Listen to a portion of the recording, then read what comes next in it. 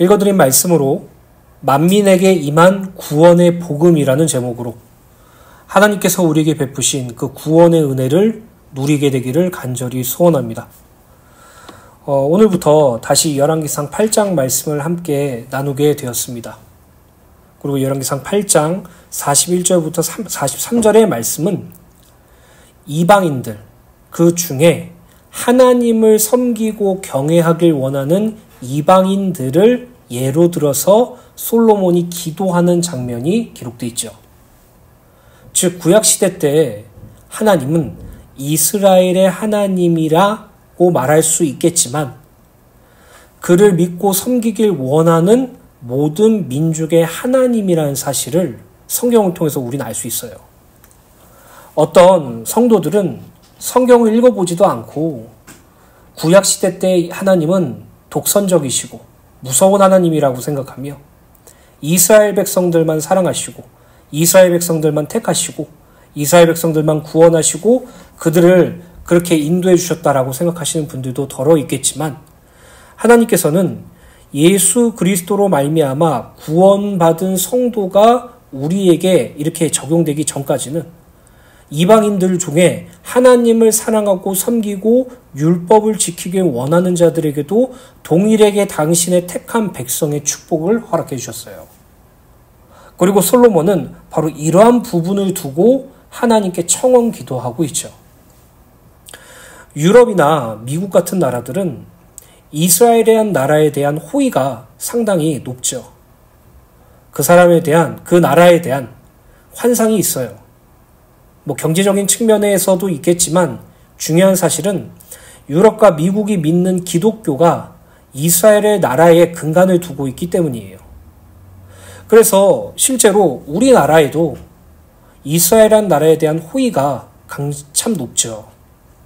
제가 아는 어떤 목사님은 성지순례를 거의 한 30-40번 이렇게 가신 분들도 계세요. 예수님의 그 행적과 예수님의 그런 삶들을 바라보고 거기서 이렇게 은혜를 누리시는 분들도 많고 이스라엘의 나라에 대한 환상과 기대감이 참 많아요. 그런데 그거 아십니까? 오늘날 이스라엘이란 나라의 국가에서 예수 그리스도를 믿는 기독교의 분포가 2%밖에 안 돼요. 즉 현재 이스라엘 나라의 국민들 중에 기독교를 믿는 사람들이 2%밖에 안 되고요. 80%가 유대교예요. 유대교는 어떤 종교입니까? 예수를 메시아로서 인정 안 하죠.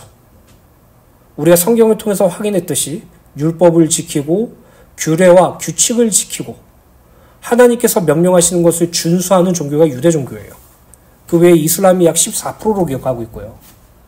즉 오늘날의 이스라엘의 국가는 그리스도 예수를 믿는 나라가 아니라는 것이죠. 저는 그래서 성경을 보면 볼수록 제가 이스라엘 백성이 아니었다는 사실에 사실 감사해요. 저는 유대인이 아닌 걸 정말로 기뻐요. 그 이유가 무엇인지 아십니까? 하나님께서 이방인인 나를 구원하시기 위해서 이스라엘을 택하셨다는 사실을 알아버렸기 때문이에요. 하나님께서 저와 여러분들을 구원하시기 위해서 유대인들을 택하셨다는 사실을 알기 때문이에요. 그래서 저는 오히려 제가 이방인이라는 사실에 기쁨을 느껴요. 오히려 제가 이방 족속이고 할례받지 못한 자고 하나님의 언약과 상관없던 자였다는 사실에 감사함을 느껴요. 왜 그런 줄 아십니까? 하나님의 언약과 상관없는 나를, 하나님과의 관계 속에서 제외된 나를, 하나님의 택함받지 못한 이방인이었던 나를, 하나님 앞에서 할례를 행할 수도 없었던 하나님과 원수되었던 이방인이었던 나를 위해서 아브라함을 준비하시고 이스라엘을 준비하시고 메시아 그리스도 예수를 보내시고 마침내 그 그리스도 예수의 복음으로 나를 구원했다는 사실을 믿게 되었기 때문이에요. 사랑하는 주은혜교회 성도 여러분, 복음은 예수 그리스도의 복음은 어떤 특정 나라나 어떤 특정 단체나 어떤 특정 교회에게만 주어지는 것이 아니에요. 교회에 절대로 우월감이라는 부신앙이 생기면 안 돼요. 일전에 제가 한번 여러분들에게 말씀드렸죠.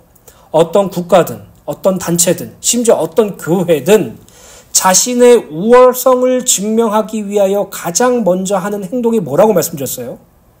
자기와 다른 자들을 정죄하고 비판하는 것이에요. 그들을 무시하고 조롱하는 것이에요.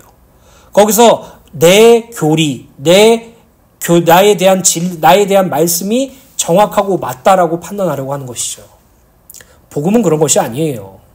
복음은 다른 차등 있는 것과 다른 열등한 것과 비교해서 돋보이게 만드는 그런 지식적인 것이 아니에요.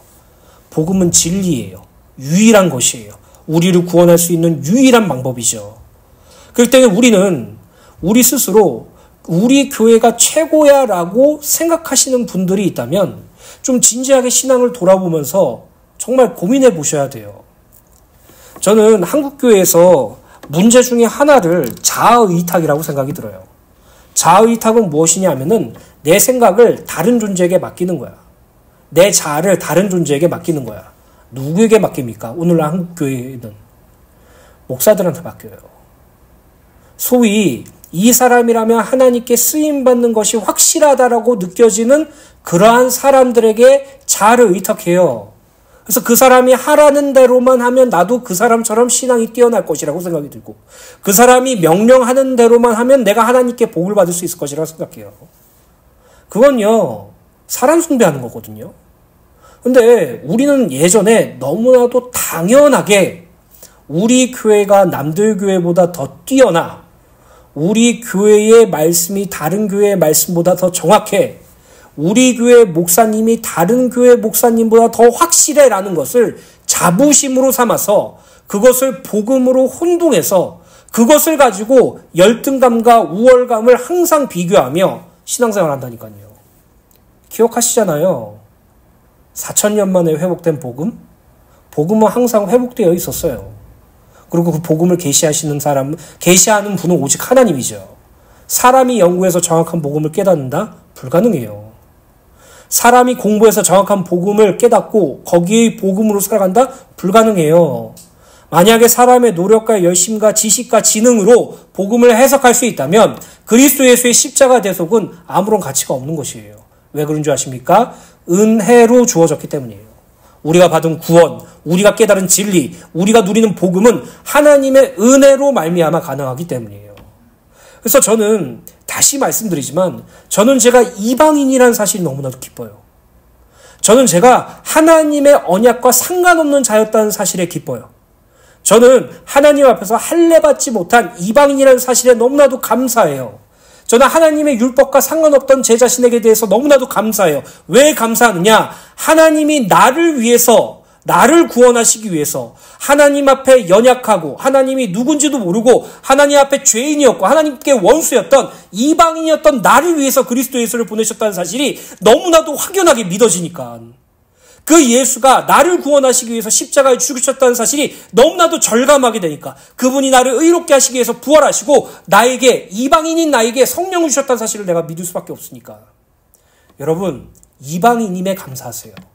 이방인임에도 불구하고 하나님의 사랑과 긍휼로 창세전에 택함받았다는 사실에 기뻐하세요. 하나님이 우리를 구원하시기로 작정하셨고 하나님이 우리를 당신의 자녀로 삼으시기 예정하셨으며 하나님께서 우리를 통해 당신의 뜻을 이루시기를 창세전부터 계획하셨어요. 오늘 저와 여러분들에게 만민에게 임한 이 구원의 복음이 우리들에게 임했다는 사실을 날마다 기억하시고 하나님께 감사와 찬양을 돌리는 저와 여러분들이 되기를 간절히 소원합니다. 로마서 3장 21절부터 24절입니다. 이제는 율법 외에 하나님의 한 의가 나타났으니 율법과 선지자들에게 증거를 받은 것이라. 곧 예수 그리스도를 믿음으로 말미암아 모든 믿는 자에게 미치는 하나님의 의니 차별이 없느니라. 맞습니다. 하나님의 복음, 하나님의 의는요, 모든 믿는 자에게 미치는 것이고 이 의와 이 복음은 차별이 없어요. 예수를 믿는 자에게 주어지는 하나님의 의로움이라는 사실이죠. 모든 사람이 죄를 범하였음에 하나님의 영광에 이르지 못하더니 그리스도 예수 안에 있는 성령으로 말미암아 하나님의 은혜로 값없이 의롭다 하심을 얻은 자 되었느니라. 혈통도 아니고 사람 마음의 간절한 육정도 아니고 사람의 좋은 뜻도 아니라 하나님께로부터 난 자, 그것이 바로 우리입니다. 우리가 그리스도 예수를 믿음으로 하나님의 은혜로 값없이 의롭다 하심을 얻은 줄 날마다 믿게 되기를 간절히 소원합니다. 열왕기상 8장 41절부터 42절 말씀을 읽어드리도록 하겠습니다. 또 주의 백성 이스라엘에 속하지 아니한 자 곧 주의 이름을 위하여 먼 지방에서 온 이방인이라도 그들이 주의 크신 이름과 주의 능한 손과 주의 펴신 팔의 소문을 듣고 와서 이 성전을 향하여 기도하거든. 열왕기상 8장 41절부터 43절의 말씀을 보면 솔로몬이 성전 봉헌 기도 중 이방인을 위한 간구를 드리는 장면에 대하여 기록되어 있죠. 솔로몬은 이스라엘에 속하지 아니한 자 곧 이방인이 하나님의 크신 이름과 능력의 손과 펴신 팔의 소문을 듣고 먼 곳에 와서 이 성전을 향하여 기도할 때 하나님께서 그 기도를 들으시고 응답해 주시기를 간구하죠. 즉 이 말씀은 구약 시대에도 하나님께서 단지 이스라엘의 하나님으로만 머무르시지 않으시고 하나님을 찾고 믿기를 원하는 모든 이들에게 열려 계셨다는 사실을 보여주고 있는 것이에요. 즉 하나님은 오직 한 민족 이스라엘을 위한 신이 아니라 그분의 이름과 그분의 능력을 듣고 믿음을 가지고 나오는 모든 사람에게 자신을 나타내시고 그들의 기도를 들으시는 분이라는 것이에요. 그래서 우리 안에 참 안타깝게도 벗지 못하는 옛사람의 잔재가 남아있는 게 무엇이냐면 열심과 열성이에요. 율법을 잘 지키고 하나님을 오랫동안 섬긴 자들만 하나님께 택함받은 존재라고 그 당시 구약시대 이스라엘 백성들은 생각했어요.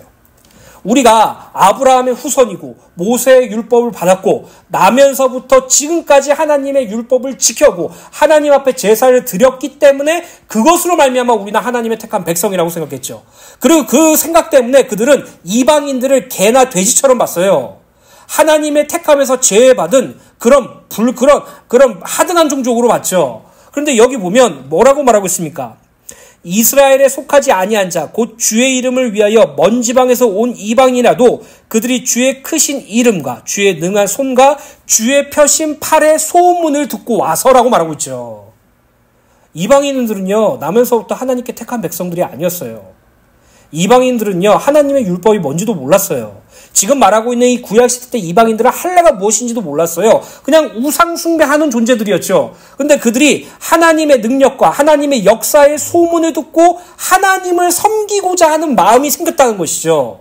그럼 그들의 마음을 누가 이끄셨습니까? 그들의 마음을 누가 붙잡고 누가 인도하셨습니까? 하나님께서 그들을 인도하셨죠.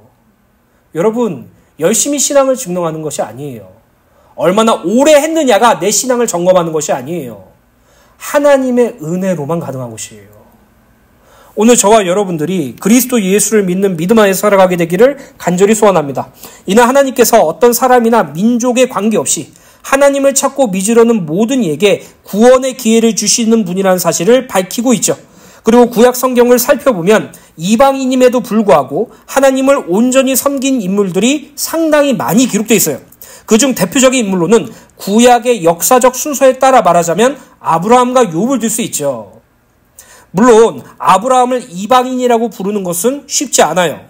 그의 시대에는 아직 이스라엘의 나라가 형성되지 않았고 하나님의 택한 백성과 이방 민족을 구분하는 것이 무의미했기 때문이에요. 근데 제가 아브라함을 이방인이라고 표현한 사실은 여호수아서 24장 2절부터 3절 말씀에 이렇게 기록되어 있기 때문이에요. 여호수아가 모든 백성에게 이르되 이스라엘의 하나님 여호와께서 이같이 말씀하시기를 옛적에 너희 조상 곧 아브라함의 아버지 나홀의 아버지 데라가 강 저쪽에 거주하며 다른 신들을 섬겼으나 내가 너희의 조상 아브라함을 강 저쪽에서 이끌어내어 가나안 온 땅에 두루 행하게 하고 그의 씨를 번성하게 하려고 그에게 이삭을 주었으며 라고 기록되어 있죠. 방금 읽어드린 여호수아서 24장 2절부터 3절을 보면 하나님께서는 아브라함의 아버지 나홀, 데라 그리고 아브라함을 강 저쪽 유프라테스 강 동쪽에서 다른 신을 섬겼다라고 말하고 있어요. 하지만 하나님은 아브라함을 택하시고 거기서 다른 신을 섬기던 자리에서 이끌어내고 가나안 땅으로 인도하였다고 기록되어 있죠. 즉 아브라함은 처음부터 하나님을 섬겼던 인물이 아니라 다른 신을 섬기던 자였지만 하나님께서 아브라함을 택하셨다는 사실을 밝히고 있어요. 그래서 저는 이러한 관점에서 아브라함이 이방인이었다라고 말씀드리는 것이에요. 그가 낳을 때부터 처음부터 하나님을 믿고 섬기던 자가 아니라 유브라테스강 동쪽 가나안 땅이 아닌 이방의 민족에서 하나님이 아닌 다른 우상을 섬겼던 자였기 때문이에요. 그런 아브라함을 누가 택하셨고 누가 부르셨고 누가 가나안 땅으로 인도하셨고 누가 그를 구원하셨고 누가 그에게 이스라엘 나라 메시아의 언약을 주셨어요? 하나님이죠. 이게 우리에게 받은 축복이에요. 하나님이 택하시고 하나님이 부르시고 하나님이 완성하셨다는 사실. 또 욥기서 1장 1절에 보면 이렇게 기록되어 있죠. 우스 땅에 욥이라 불리는 사람이 있었는데 그 사람은 온전하고 정직하여 하나님을 경외하며 악에서 떠난 자더라. 이 욥이란 인물을 역사적으로 살펴보자면 아브라함과 동시대 인물이거나 아브라함 윗대 인물이라고 설명해요. 즉 아브라함과 같은 시대 때 있었던 인물이라는 것이죠. 또 1절을 보면 욥은 우스 땅 사람이라고 기록되어 있죠. 우스는 에돔이나 아람 지역과 가까운 동방 지역으로 추정돼요. 하나님께서 아브라함을 부르시고 가나안 땅으로 인도하셨고 그를 통해 메시아의 언약과 이스라엘을 약속하셨죠. 그러나 욥에게는 가나안 땅이 아닌 우스 땅, 즉 동방 이방 지역에서 이스라엘의 나라의 언약과 상관없이 하나님을 알고 신실하게 섬긴 이방이었던 것이에요. 이날 하나님께서 민족을 초월하여 자신들의 백성을 두셨음을 보여주는 강력한 사례라고 볼 수 있죠. 즉 하나님께서는 당신의 택한 백성이면 이스라엘이든 이방 민족이든 상관없이 하나님의 택한 자들은 반드시 부르시고 구원하셨다는 것을 구약시대 때부터 말하고 있다는 것이에요.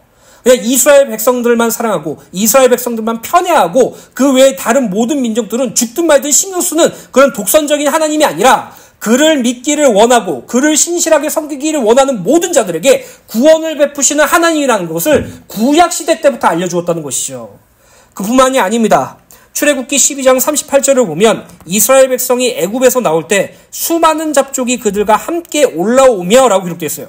여기서 수많은 잡족이란 이스라엘 백성이 아닌 이방의 잡다한 사람들을 의미하며 그 속엔 애굽인도 있고 다른 이방 노예도 있었구며 애굽에 거류하던 다른 이방인들 혹은 이스라엘 하나님을 섬기기로 작정한 이방인들을 가리켜요. 그들은 애굽의 10가지 재앙과 하나님의 능력을 직접 목격하고 애굽에 대한 심판과 이스라엘의 해방을 바라보면서 이스라엘의 하나님께로 귀의하기로 결정하고 이스라엘과 함께 출애굽한 무리들이죠. 이들은 단순히 이스라엘 백성들을 따라서 도망쳤던 피난민이 아니라 이스라엘의 하나님을 믿고 섬기기를 원하던 무리들이었던 것이에요.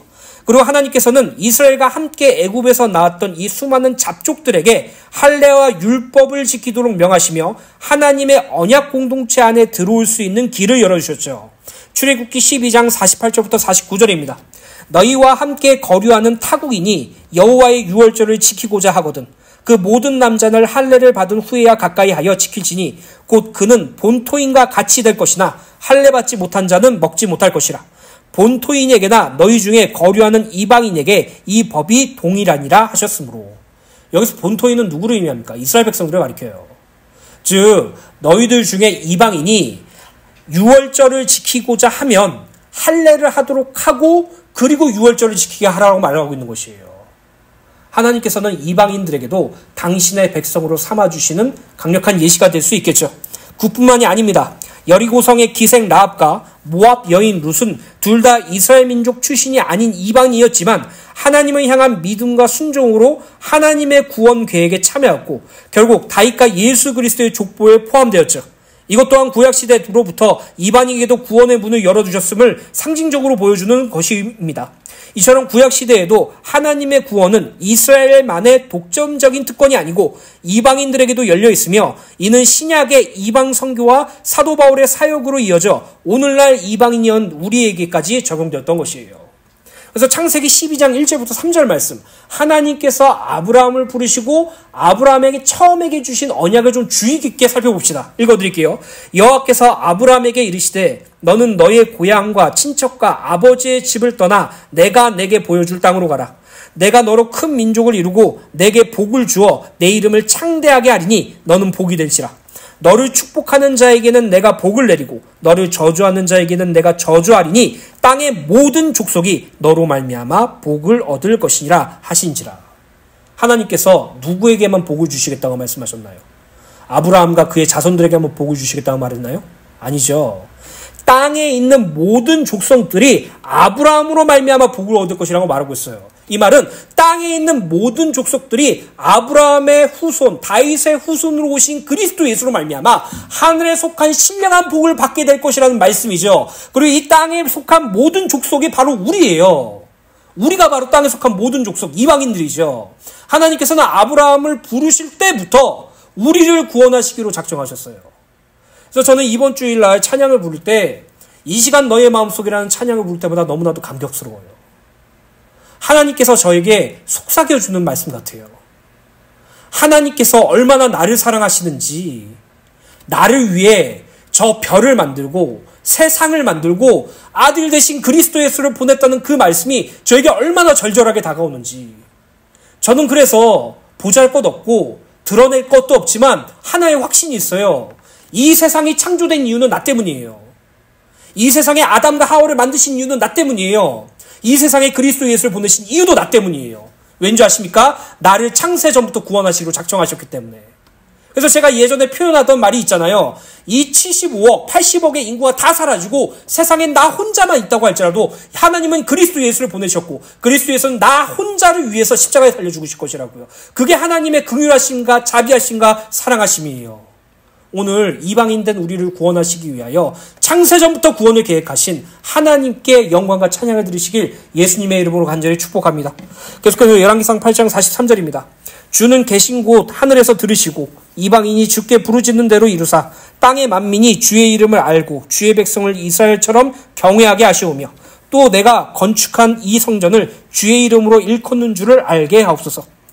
열왕기상 8장 43절을 보면 이방인이 하나님의 크신 이름과 능력의 손, 펴신 팔의 소문을 듣고 먼 곳에서 성전을 향해 기도한 때 하나님께서 그들의 부르짖는 기도를 들으시고 응답해 주시기를 간구하고 있죠. 또한 이를 통해 땅 위의 모든 백성들이 주님의 이름을 알게 하시고 그들이 이스라엘 백성처럼 하나님을 경외하게 하시며 솔로몬과 이스라엘 백성들이 건축한 이 여호와의 하나님의 성전이 하나님의 이름을 부르는 장소임을 알게 해달라고 간구하고 있는 것이에요. 이는 이스라엘 나라뿐만 아니라 이방의 모든 사람들도 하나님을 믿고 그의 뜻대로 살기를 바란다는 의미로 하나님께서 이스라엘만이 하나님이 아니라 모든 민족의 하나님이심을 고백하는 표현이에요.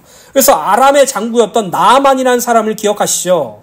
그가 문둥병에 걸렸을 때 그가 치료받은 후에 그 말도 안 되는 그 호숫가에서 몸을 씻으라는 말에 순종하고 치료할 때 그가 한 고백이 무엇입니까? 나의 병을 치료해 주신 하나님께 감사드립니다 합니까? 아니에요. 이 땅에 유일하신 신은 여호와 한 분밖에 없다고 고백했어요. 그 고백을 솔로몬이 기도로 청원하는 것이에요. 이방인들이 하나님의 능력과 하나님의 구원과 하나님의 은혜를 경험하고 그 소문을 듣고 하나님께 기도하고 부르짖을 때 그들이 그 하나님의 응답하심을 체험하게 되어서 땅 위의 모든 민족들이 하나님의 이름을 알고 하나님의 성전에 하나님의 임재하신다는 사실을 깨닫게 해달라고 기도하고 있는 것이죠.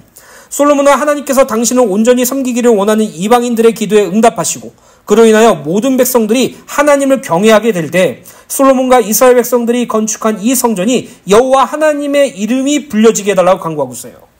이는 하나님을 믿는 이방인들과 땅 위에 있는 모든 백성들이 이 성전의 주인이 솔로몬 왕이나 이스라엘의 백성들이 아니라 여호와 하나님 자신이라는 사실을 알게 해달라는 것과 여호와 하나님께서 이 성전에 상징적으로 임재해 계신다는 것을 알게 해달라는 의미예요. 우리가 열왕기상 8장의 말씀을 상당히 오랜 시간 동안 나누었기 때문에 이 열왕기상 8장의 주제를 헷갈릴 수 있어요. 열왕기상 8장의 말씀은 성전에 하나님의 언약궤를 안치한 후에 모든 성전의 공사를 완료한 후에 하나님께 드려지는 솔로몬의 기도예요. 즉, 이 하나님의 성전을 하나님께 영광을 돌리는 기도를 하는 내용이라는 것이죠. 그리고 이스라엘 백성들의 성전, 솔로몬이 만든 성전이 아니라 이 성전이 하나님이 임재한 성전이라는 사실을 이스라엘 나라뿐만 아니라 모든 만민들이 알게 해달라고 고백하고 있다는 것이에요. 즉 솔로몬은 자신이 건축한 이 성전이 화려한 재료로 구성된 웅장한 건축물로만 알려지기를 원하지 않으며 성전 건축 목적에 부합되게 하나님께서 당신의 이름을 두시고 거기서 당신의 권위와 영광을 드러내시는 곳으로 이스라엘만이 아니라 모든 이방인들에게 알려지기를 소원한 것이에요. 즉 솔로몬은 이 성전은 유일하신 하나님께서 임재하시는 하나님의 성전입니다라는 고백이 이스라엘 백성들뿐만 아니라 하나님을 믿는 이방인과 땅 위의 모든 백성들의 입에도 함께 고백되기를 간구하면서 이를 통해 하나님의 구원 계획이 이스라엘만이 아니라 온 세상 모든 백성에게 임하게 해달라는 전도적 기도를 하고 있는 것이에요. 그리고 이 솔로몬의 기도대로 하나님의 이름은 신약시대로부터 본격적으로 유대인의 테두리에서 벗어나 땅끝까지 전파되므로 만민이 믿게 되었죠. 이사야서 56장 6절부터 7절 말씀 세번역 성경을 읽어드리도록 하겠습니다. 주님을 섬기려고 하는 이방 사람들은 주님의 이름을 사랑하여 주님의 종이 되어라. 안식일을 지켜 더럽히지 않고 나의 언약을 철저히 지키는 이방 사람들은 내가 그들을 나의 거룩한 산으로 인도하여 기도하는 내 집에서 기쁨을 누리게 하겠다. 또한 그들이 내 제단 위에 바쳐진 번제물과 희생제물을 내가 기꺼이 받을 것이니 나의 집은 만민이 모여 기도하는 집이라고 불릴 것이다. 하나님의 성전이 누구의 집입니까? 이스라엘의 백성들만의 집입니까? 유대인들만의 집입니까? 아니에요. 만민의 집이에요. 만민이 기도하는 집이에요. 만민이 하나님께 제사 드리는 집이에요. 만민이 하나님께 경배 드리는 집이에요. 그리고 그 집이 우리가 되었어요, 여러분. 성령께서 우리와 함께 하셔서 우리를 당신의 거룩한 성전으로 삼으셔서 우리가 만민이 기도하는 집으로 탈바꿈되었어요. 더 이상 이스라엘 나라에 있는 성전이 아니라 하나님께서 성령으로 말미암아 우리를 당신의 성전으로 삼아주셔서 우리 안에서 만민이 기도하는 그 구원의 집이 될 수 있도록 하나님께서 구원의 길을 여셨죠. 사랑하는 주은혜교회 성도 여러분, 우리가 이방인이었다는 사실에 기뻐하세요. 이방인이었음에도 불구하고 하나님의 긍휼과 사랑하심으로 구원받았다는 사실을 기억하세요. 단군 신화 속에서 유교와 불교 사상 가운데서 제사와 무당과 무속과 우상숭배에 점철됐던 우리들을 사랑하셔서 그리스도 예수를 보내시고 그 구원의 복음을 알게 하시고 예수를 그리스도로 믿게 하시고 하나님의 자녀가 되게 하시고 그뿐만 아니라 이제 하나님의 뜻과 목적 가운데 사용되는 하나님의 일꾼으로 세우셨다는 그 사실에 기뻐하세요. 그것이 구원받은 성도가 누릴 최고의 복이라고 확신합니다. 결론입니다. 에베소서 2장 11절에서부터 19절의 말씀을 오늘 말씀을 생각하면서 묵상해 보세요. 그리고 나 자신을 대입해서 읽어보세요.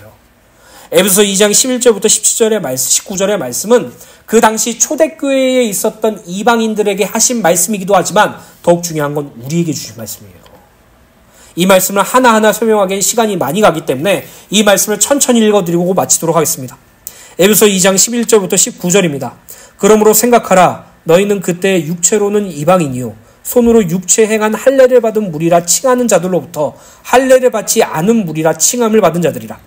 그때 너희는 그리스도 밖에 있었고 이스라엘 나라 밖의 사람이라. 약속의 언약들에 대하여는 외인이요 세상에서 소망이 없고 하나님도 없는 자이더니 이제는 전에 멀리 있던 너희가 그리스도 예수의 피 안에서 그리스도의 피로 가까워졌느니라. 그는 우리의 화평이신지라. 돌로 하나를 만드사 원수된 것 곧 중간에 막힌 담을 자기 육체로 오시고 법정으로 된 계명의 율법을 폐하셨으니 이는 이 둘로 자기 안에서 한 세 사람을 지어 화평하게 하시고 또 십자가로 이 둘을 한 몸으로 하나님과 화목하게 하려 하심이라. 원수된 것을 십자가로 소멸하시고 또 오셔서 먼 데 있는 너희에게 평안을 전하시고 가까운 데 있는 자들에게 평안을 전하셨으니 이는 그로 말미암아 우리 둘이 한 성령 안에서 아버지께로 나아감을 얻게 하려 하심이라. 그러므로 이제부터 너희는 외인도 아니요 나그네도 아니요 오직 성도들과 동일한 시민이요 하나님의 권속이라. 우리를 성도로 하나님의 백성으로 하나님의 권속으로 삼으셨다는 사실을 날마다 믿고 우리 몸을 의의 도구로 드리는 삶을 살게 되기를 예수님의 이름으로 간절히 소원합니다.